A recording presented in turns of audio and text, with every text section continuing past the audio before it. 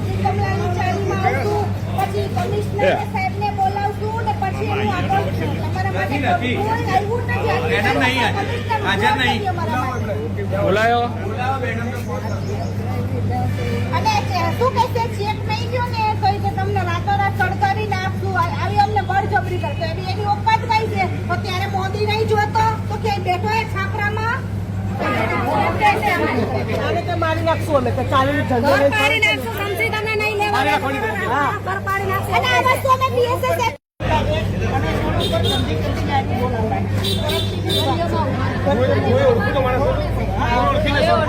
બધી બહેનો ગાળો બોલે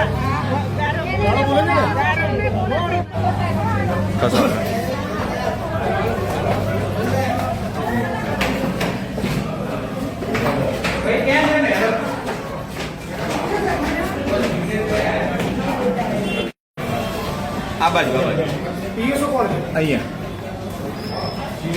તમે જો પીઆઈ હવે શું પીઆઈને ફોન કરીને એવું કહો કે જિગ્નેશભાઈ એવું કીધું છે કે તમારા એસીપી નહીં આવે ત્યાં સુધી હું પોલીસ સ્ટેશન નહીં છોડું આવું એમને જાણ કરો. બધાને લઈને પોલીસ કમિશનરના બંગલાએ જઈશ એમના ઘરે કચેરીએ નહીં આવું જિગ્નેશભાઈ કહે કહો.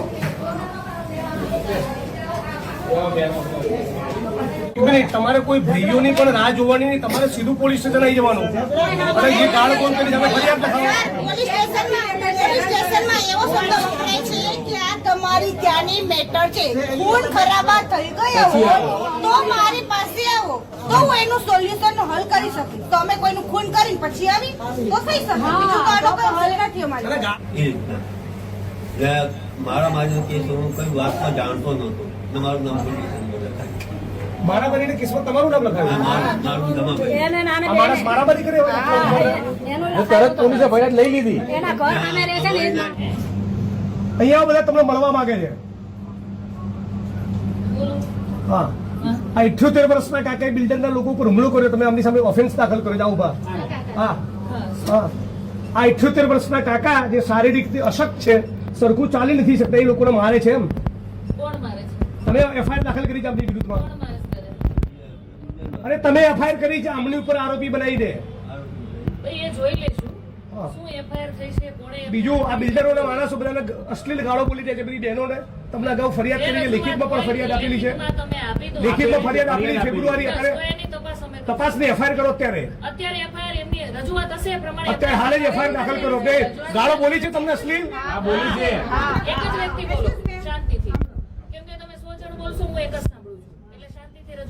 બીજું તમારા કોચરમના ઠાકોરવાસમાં દેશી દારૂનો અડ્ડો ચાલે છે.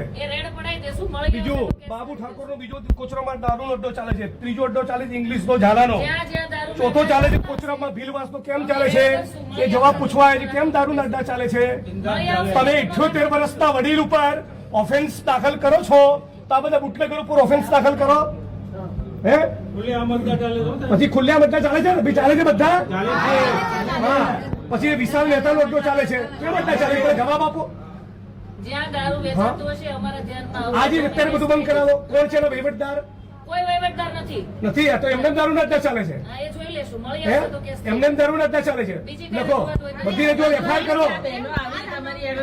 એક મિનિટ બીજી રજૂઆત કરો. તમે ડિસમિસ કરવા માંગો છો? પહેલા એક મિનિટ આ બાપનો જવાબ આ વડીલની ઉપર લેખિતમાં અરજી આપેલી છે. લેખિત તમે આપી દો. રજૂઆત એક જ એફઆઈઆર દાખલ કરો. જ્યાં દારૂ વેચાતો છે ત્યાં મળી આવશે તો કેસ કરશું. બિલ્ડરના મળે ત્યાં સુધી કોઈ ફરિયાદ થઈ નથી. કાલ સવારે મને ફરિયાદ નહીં જોઈએ.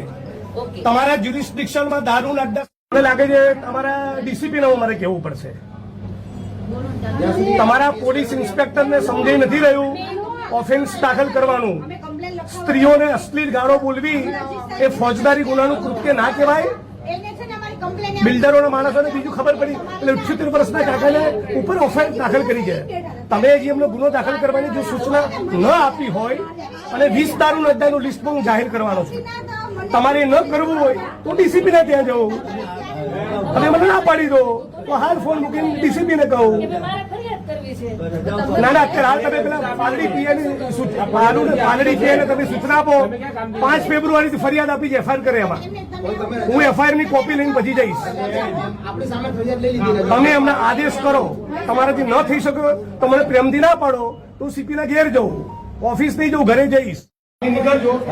અને બેન આપણને એકદમ વિનંતી અને શિસ્ત ભાષામાં કહું છું, આવતીકાલ સાંજનો સૂર્ય અસ્ત થાય ત્યાં સુધી તમારા જ્યુરિસ્ડિક્શનમાં દારૂ જુગારની એક વસ્તુ મનાઈ બધાની વચ્ચે કહું છું 4 તારીખે 11 વાગે ડીસીપી જોન સાહેબની કચેરીએ તમારા સસ્પેન્શનની માગણી લઈ જઈશ. હું કહું એટલે કરવું જ. Take it be seriously. અને કોઈ પણ માણસ તમારો સ્ટાફ ઊંચા અવાજમાં બિલકુલ વાત ના કરે. કેમ જિગ્નેશભાઈ આવ્યા હતા, કોઈ ટણી બની ના જોઈએ. ઓકે દાદા આવી ગયા.